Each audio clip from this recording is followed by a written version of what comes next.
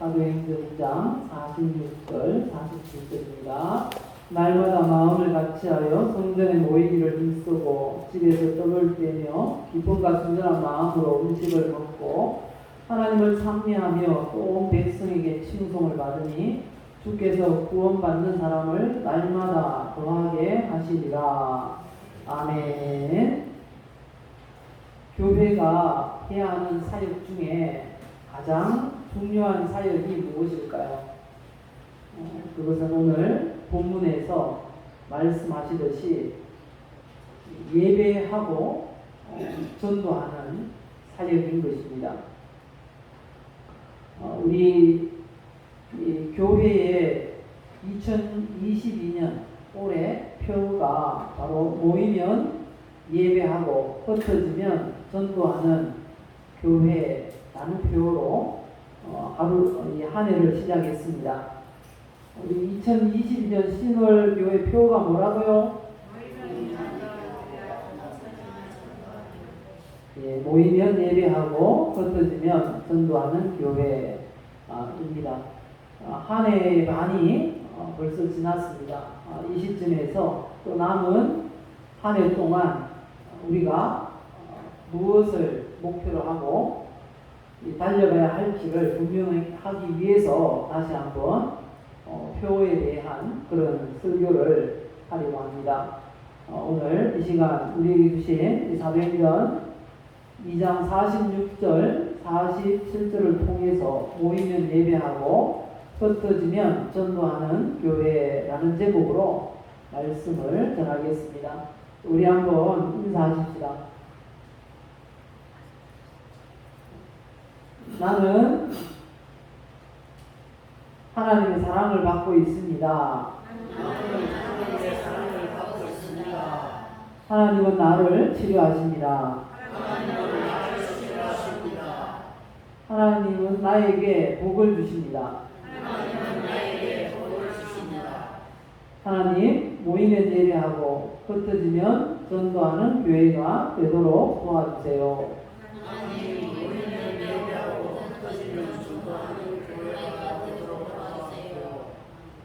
우리가 선포한 대로 그대로 우리 신앙생활 가운데 이루어지시기를 예수님의 이름으로 축복합니다. 이 초대교회가 했던 사역, 그 중요한 사역들을 오늘 본문에서 잘 말씀하고 있는데요. 일단 초대교회가 했던 그 사역들 중에 가장 중요한 사역은 모이기에 힘쓰다는 것입니다. 오늘 말씀을 보시면 모이기에 힘썼답니다. 모이기에 힘썼는데 날마다 마음을 같이하여 성전에 모이기를 힘쓰고 라고 하십니다. 이렇게 모이기에 힘써서 그럼 무엇을 했을까요? 이어서 말씀하시기를 집에서 떡을 떼며 기쁨과 순전한 마음으로 음식을 먹고 하나님을 찬미하며 라고 하십니다. 여기서 집에서 라고 하는 건 초대교회 때는 오늘날처럼 이런 구별된 교회당 건물이 없었습니다. 예배당 건물이 없었어요. 그래서 이 성도들 중에서 그 큰 집 있는 사람은 주일날 모이도록 그렇게 그 집을 내놓았다는 것입니다. 그래서 집에서 모였던 것입니다. 모여서 성찬식을 나누며 하나님을 찬미했다, 예배 드렸다라는 것입니다. 우리도 모이기에 힘써야 하겠습니다. 그리고 모여서 초대교회가 했던 대로 우리도 예배 드리기에 힘을 써야 하겠습니다. 우리 교회가 모여서 그럼 어떤 자세로, 어떤 마음으로 예배를 드리면 하나님이 기뻐하실까요? 첫째는 번제와 같이 전부를 올려드리는 예배를 드려야 한다는 것입니다. 이 초대교회는 그 예배 가운데 이런 특징들이 스며들어 있었습니다. 포함되어 있었다는 거죠. 우리도 예배라고 생각하면 그냥 모여서 찬양하고 기도하고 또 헌금하고 말씀 듣고 이렇게 그냥 집으로 돌아가는 그 정도 수준에서 끝내면 안 된다는 것입니다. 예배하면 우리가 생각해야 될 건 구약시대에는 제사, 5대 제사가 있었습니다. 그 5대 제사의 특징이 예배 가운데 녹아 들어가야 한다는 것입니다. 그 첫 번째가 번제입니다. 번제. 번제와 같은 예배를 올려드려야 되는데요. 번제는 이런 특징이 있습니다. 레위기 1장 8절 9절을 보시면요. 아론의 자손 제사장들은 그 뜬 각과 머리와 기름을 제단 위에 불 위에 있는 나무에 걸려 놓을 것이며, 그리고 9절에 어떻게 하라고 합니까? 그 내장과 정강이를 물로 씻을 것이요 제사장은 그 전부를 제단 위에서 불살라 번제를 드릴지니 이는 화제라 여호와께 향기로운 냄새니라 이렇게 말씀합니다.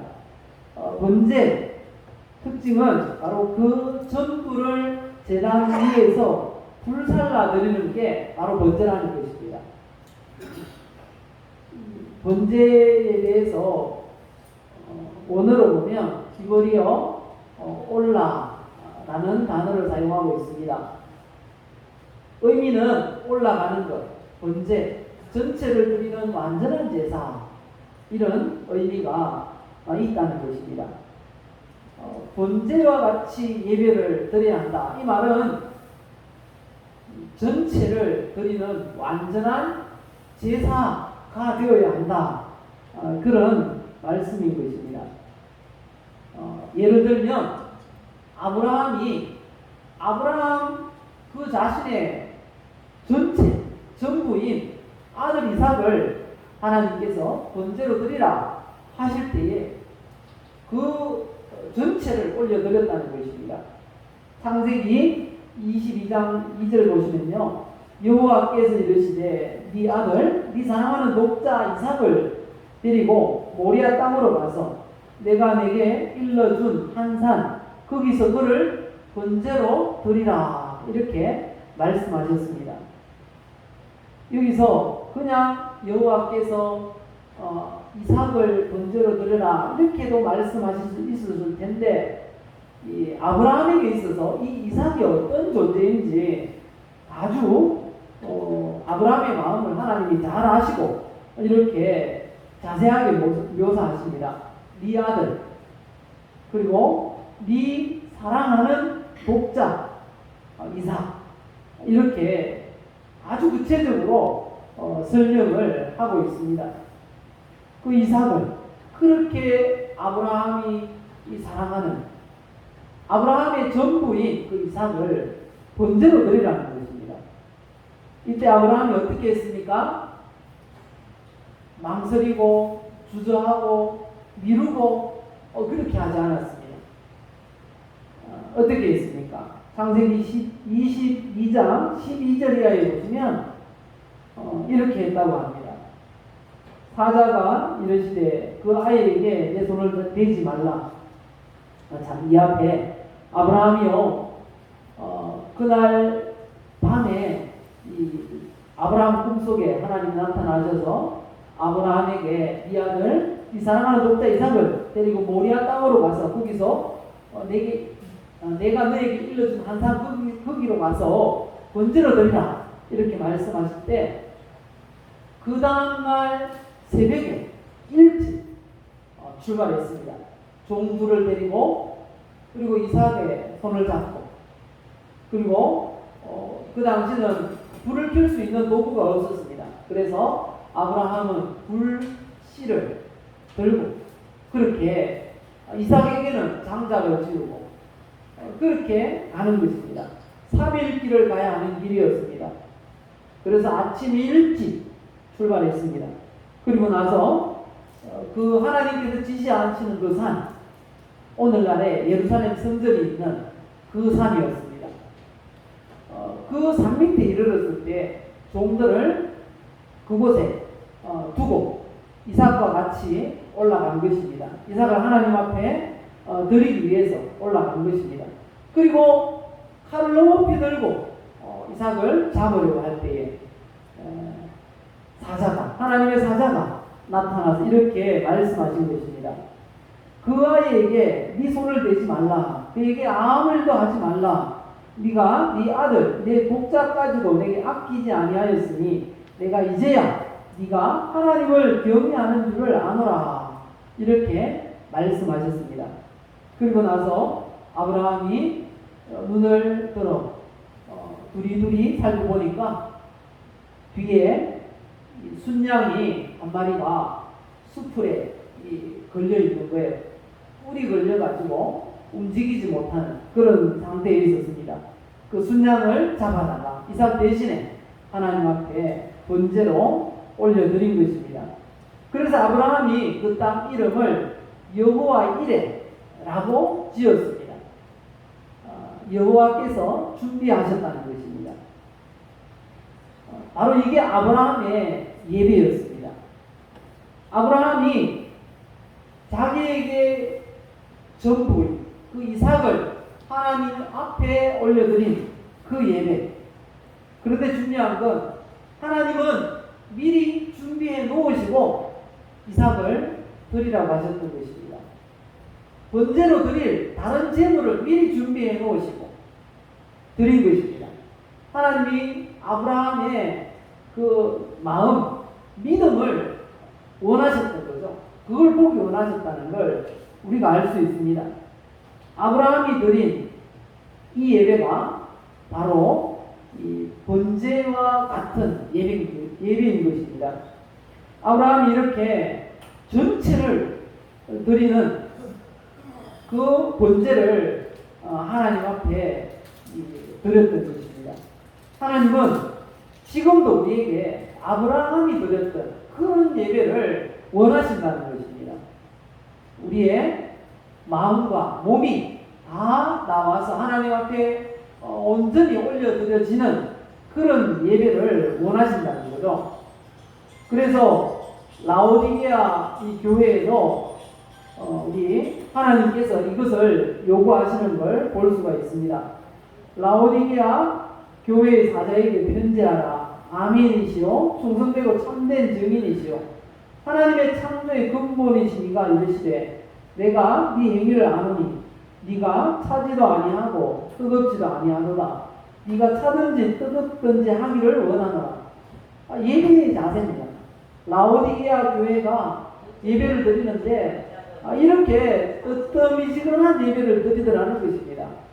차지도 않고 뜨겁지도 않고 그런 예배를 드리는 것입니다. 그래서 하나님께서 요구하십니다.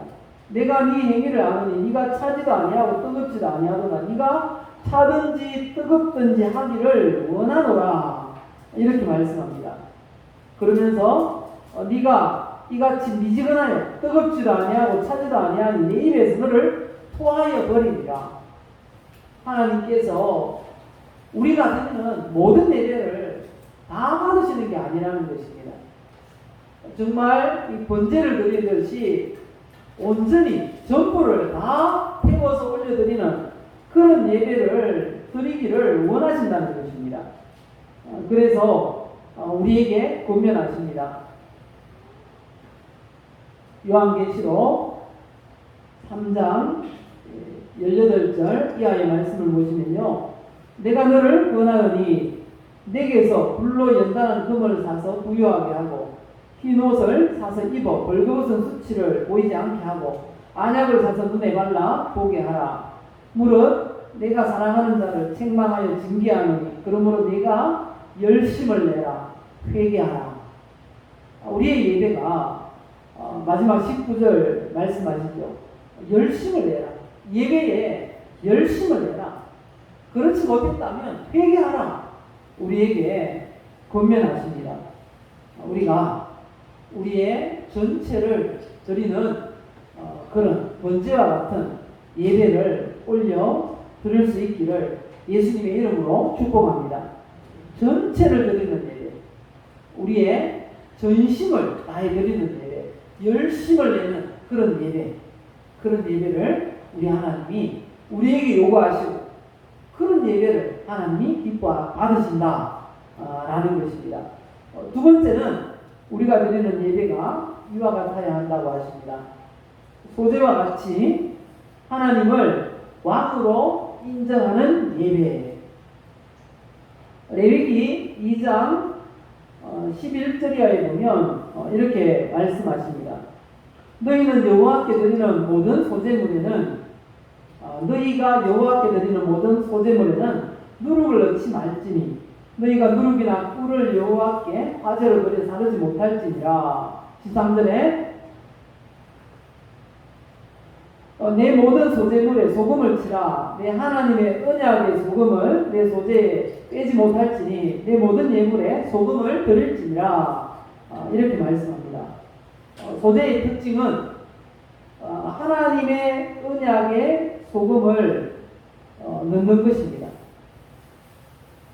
그리고 이 소재가 무엇인가에 대해서 이 사전을 살펴보면 이런 의미들이 있습니다. 히브리어로 민하이고요. 선물, 곡물이라는 의미입니다. 특히 이 왕에게 드리는 선물을 의미합니다. 왕에게 선물을 드린다는 건 왕에 대한 존경, 복종의 태도를 나타낸다는 것입니다. 한마디로 왕에게 선물을 드리는 것은 왕을 왕으로 인정한다라는 의미가 되는 것입니다. 사무엘상 10장 27절을 보면 사무엘이 사울을 이스라엘의 초대 왕으로 그렇게 세웠습니다.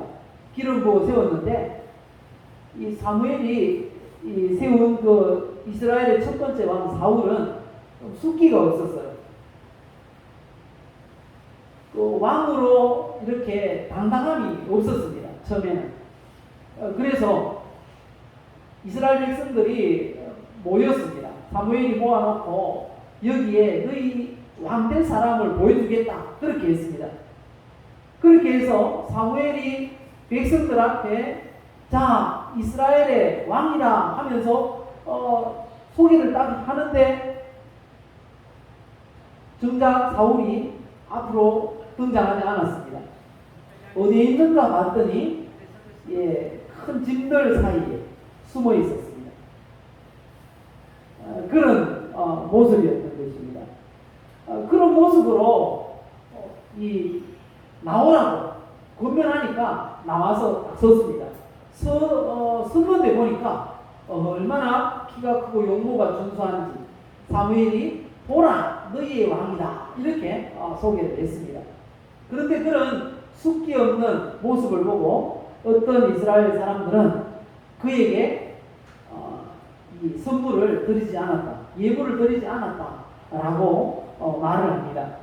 사무엘상 10장 27절 보면 어떤 불량배는 이르되 이 사람이 어떻게 우리를 구원하겠느냐 하고 멸시하며 예물을 바치지 아니하였으나 그는 잠잠하였더라.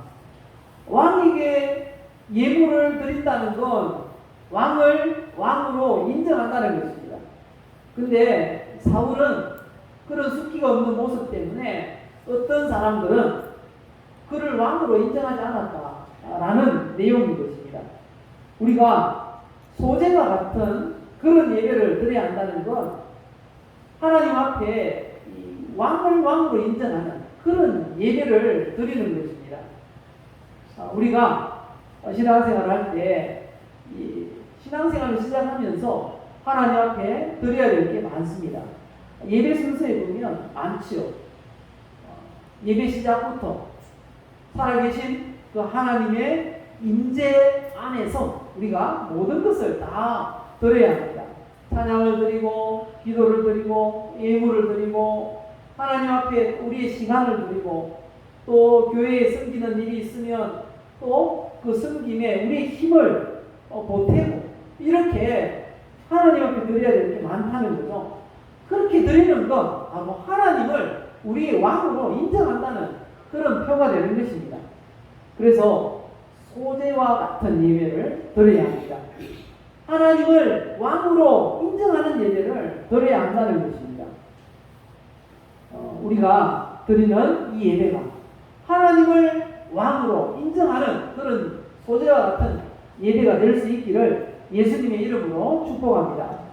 그리고 세 번째는요, 또 이런 예배를 드려야 한다고 하십니다. 어떤 예배요? 화목제와 같은 신교의 예배를 드려야 합니다. 화목제는 이런 것입니다. 히브리어 원어로 보면 셀렘이라고 되어 있고요. 완전한 번영의 축복, 그리고 하나님과 화목을 이룬 상태, 신교 제사를 의미하고 상징한다는 것입니다. 화목제는 그 제사의 이름 자체가 화목이라는 말이 붙어 있습니다. 이 화목제는 하나님과 화목을 위한 제사인 것입니다. 그래서 친교 제사라고 볼 수가 있습니다. 화목제의 특징은 제물의 머리에다가 이 안수를 합니다.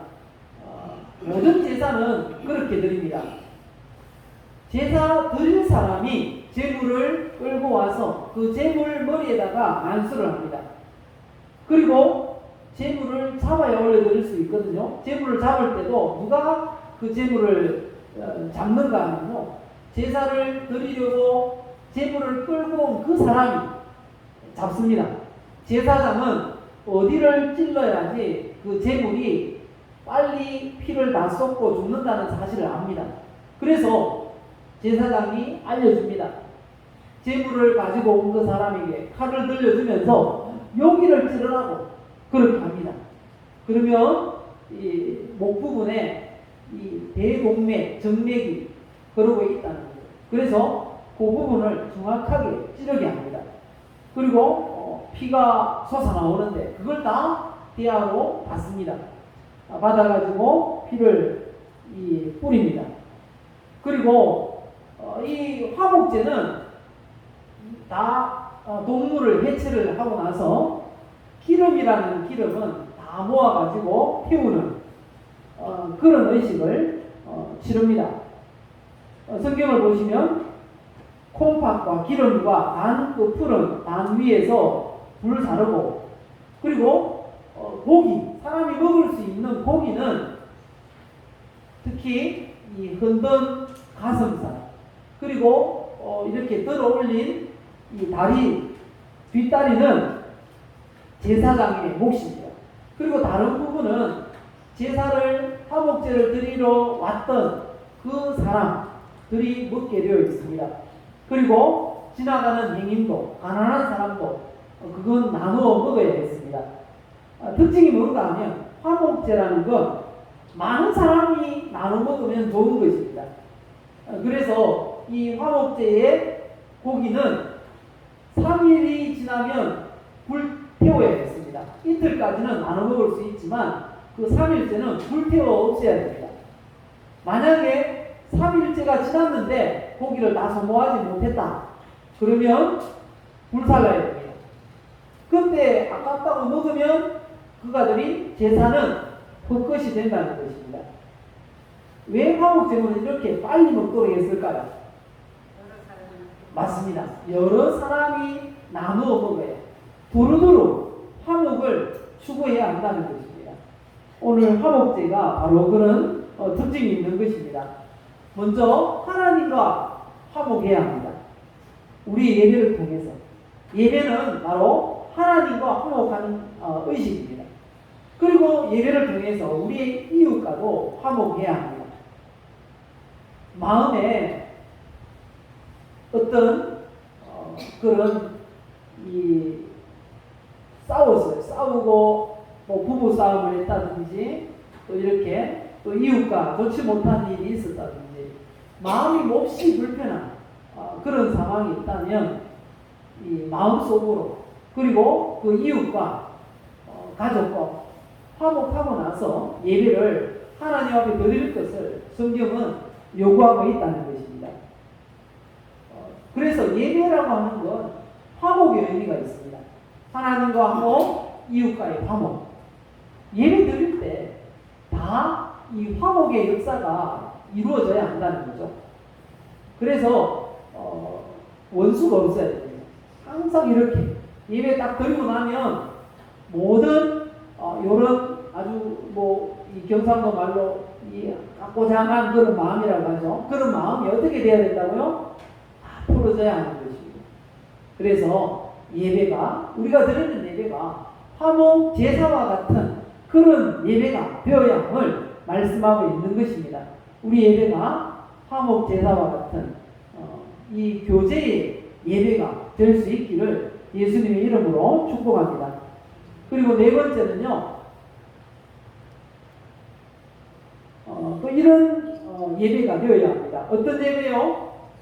속죄제와 같은 죄사함의 은혜가 있는 예배. 속죄제는 히브리어 하타아입니다. 하타. 그리고 의미는 죄, 유죄, 죄의 형벌, 속죄제라는 의미가 있습니다. 속죄제는 이런 때에 드립니다. 누구든지 정인이 되었는데, 정인이면 자기가 본 걸 다 재판석에서 말해야 되잖아요. 그런데 자기가 본 것이나 알고 있는 것을 사실대로 증언하지 않았을 때, 그리고 부정한 것들을 만져 몸이 더러워졌을 때, 부주 중에 어떤 사람의 부정에 닿았는데 그것을 깨달았을 때, 함부로 맹세하였던 것을 깨달았을 때, 하나님께 그 죄의 문제를 해결하기 위해서 드렸다는 것입니다. 우리가 살다 보면 죄를 짓습니다. 그런데 어떤 때에는 내가 이거 죄인 줄 알면서도 지을 때가 있고, 또 어떤 때에는 내가 죄를 지었다는 사실을 모를 때가 있다는 것입니다. 그런데 그게 죄였다고 누군가가 깨닫게 해준다면 그때 드리는 제사가 바로 속죄제라는 것입니다. 속죄제. 레위기 4장에 보시면 속죄제에 대해서 이렇게 말씀합니다. 만일 이스라엘 온 회중이 여호와의 계명 중 하나라도 부지 중에 범하여 허물이 있으나 스스로 깨닫지 못하다가 그 범한 죄를 깨달으면 회중은 수송아지를 속죄제로 드릴지니, 여기서 소는 제일 비싼 그런 동물입니다. 가축입니다. 그래서 소를 이렇게 속죄제로 드리는 것, 그 당시에 왕이나 제사장, 그리고 회중이 함께 범죄했을 때, 한 마을에서 단체로 범죄했을 때, 그걸 깨닫게 되었을 때 소라는 이 번제물을 하나님 앞에 드렸다는 것입니다.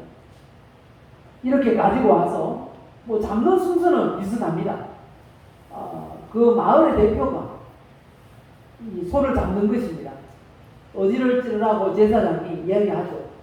먼저 가지고 오면 그 제물에다가 안수를 하게 합니다.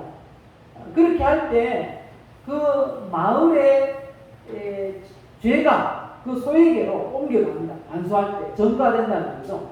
그리고 나서 그 죄 지은 소를 죽이는 것입니다. 죽이고 그걸 갖다가 이제 이 각을 뜹니다. 토막토막 잘라가지고 번제로 이렇게 태워 드리는 것이 바로 속죄제라는 것입니다. 이처럼 어떤 때는 자기가 지은 죄를 몰라요. 우리도 그럴 때가 있잖아요. 죄가 죄인지 모르고 지을 때가 있을 때 그런 걸 예방하기 위해서 7월 10일, 매년 7월 10일 대속죄일을 정했습니다. 그래서 마을 전체에서 소 한 마리를, 송아지를 그렇게 제물로 드린다든지, 또 왕은 따로, 제사장들도 따로, 대속죄일에는 꼭 이렇게 속죄제를 드려야 돼요. 그렇게 해서 부지 중에 지은 죄, 또 실수로 지은 죄, 그런 죄들을 속하도록 그렇게 했다는 것입니다. 출애굽기 30장에 이렇게 말씀합니다. 아론이 1년에 한 번씩 이 향단 뿔을 위하여 속죄하되 속죄제의 피로 1년에 한 번씩 대대로 속죄할지니라. 이 제단은 여호와께 지극히 거룩하니라. 7월 10일 대속죄일 때 이렇게 했다는 것입니다. 우리가 드리는 예배에도 이런 이 속죄제의 의미가 포함되어 있다는 것입니다. 그래서 우리 교회에서는 예배를 드릴 때 참회의 기도를 그렇게 드리면서 예배를 시작하는 것입니다. 속죄의 의미가 있기 때문에 그렇게 예배를 하는데, 우리가 예배를 드릴 때 이 죄사함을 받습니다. 그리고 예배를 드리고 나갈 때는 죄사함의 은혜를 느끼며 그렇게 이 전을 나가야 한다는 거죠. 하나님, 지금까지 지은 죄 해결해 주시니 감사합니다. 씻어 주시니 감사합니다. 그렇게 나가야 한다는 거죠. 바로 그게 우리가 드리는 예배의 의미인 것입니다. 그리고 다섯 번째, 마지막 다섯 번째는 어떤 예배를 드려야 한다고요? 속건제와 같은 책임감 있는 예배를 드려야 한다는 것입니다. 속건제는 히브리어 아삼입니다. 아샴. 위반, 유죄, 침해, 배상, 속건제라는 뜻으로 부지 중에 성물에 대해 범죄했을 때 드리는 제사인 것입니다. 성물에 대해 범죄했다는 게 어떤 것일까요? 뭐 성물을 깨뜨렸다는 것일까요? 뭐 물론 그런 것일 수도 있습니다. 그런데 많은 학자들은 이렇게 말합니다. 부지 중에 그 당시에는 첫 열매를 하나님 앞에 드려야 했습니다. 가축의 첫 새끼를 하나님 앞에 드려야 했습니다. 그리고 11조를 드려야 했습니다. 그런데 부지 중에 너무 바쁜 나머지 그걸 잊어버린 거예요. 11조 드리는 걸 잊어버렸어요. 첫 열매 드리는 것, 첫 새끼를 드리는 걸 잊어버린 것입니다. 그 부지 중에 선물을 범한 것입니다. 그랬을 때 이 속건제는 어떻게 해야 하는가 하면요, 그것에 5분의 1을 더해서 하나님한테 드려야 합니다. 그것에 5분의 1을 더해서. 그리고 5분의 1을 더 드린 것은 제사장에게로 그렇게 돌아갔다고 말씀을 하고 있습니다. 예를 들어서 이 속건제에 대해서 강조하는 부분은 바로 이런 책임 있는 배상이라는 것입니다. 선물에 대해서 혹은 이웃에 대해서도 마찬가지입니다. 이웃에 대해서 물건에 이웃의 재산에 대해서 심각한 손해를 끼쳤는데 그냥 하나님께만 용서를 구하고 그냥 넘어가면 될까요? 안 될까요? 안 된다는 것입니다. 책임 있는 배상을 해주어야 한다는 거죠. 그래서 그 배상을 어떻게 했는가? 손해본 그것에 5분의 1을 더해서 그렇게 배상하는, 그게 바로 속건제의 의미라는 것입니다. 책임 있는 배상을 의미한다는 거죠. 예배에 있어서도 마찬가지입니다. 예배의 책임, 예배의 의무를 다해야 한다는 것입니다. 하나님 앞에 우리 성도들에게는 예배가 그냥 내가 드리고 싶을 때 드린다고 그렇게 말하는 경우가 있는데요. 성경은 그렇게 말씀하지 않습니다. 의무라고 합니다. 의무. 예배를 드리지 않는 것, 번제를 드리지 않는 것이고, 예배를 드리지 않는 것은 소제를 드리지 않는 것이고, 예배를 드리지 않는 것은 화목제를 드리지 않는 것이고, 속죄제를 드리지 않는 것이고, 속건제를 드리지 않는 것이라고 성경은 말씀하고 있다는 것입니다. 그래서 성경에 예수님을 만난 삭개오가 이렇게 책임 있는 배상을 하겠다고 선포하는 그런 모습을 우리가 볼 수 있습니다. 누가복음에 보면요, 누가복음 19장 8절에 이렇게 말합니다. 삭개오가 서서 주께 여짜오되 주여 보시옵소서, 내 소유의 절반을 가난한 자들에게 주겠사오며 만일 누구의 것을 속여 빼앗은 일이 있으면 네 갑절이나 갚겠나이다. 예수께서 이르시되 오늘 구원이 이 집에 이르렀으니 이 사람도 아브라함의 자손이니로다. 이렇게 선포하셨습니다. 우리가 예배를 드린다는 건 바로 책임 있는 배상을 의미한다는 사실을 기억하시기 바랍니다. 결론을 내겠습니다.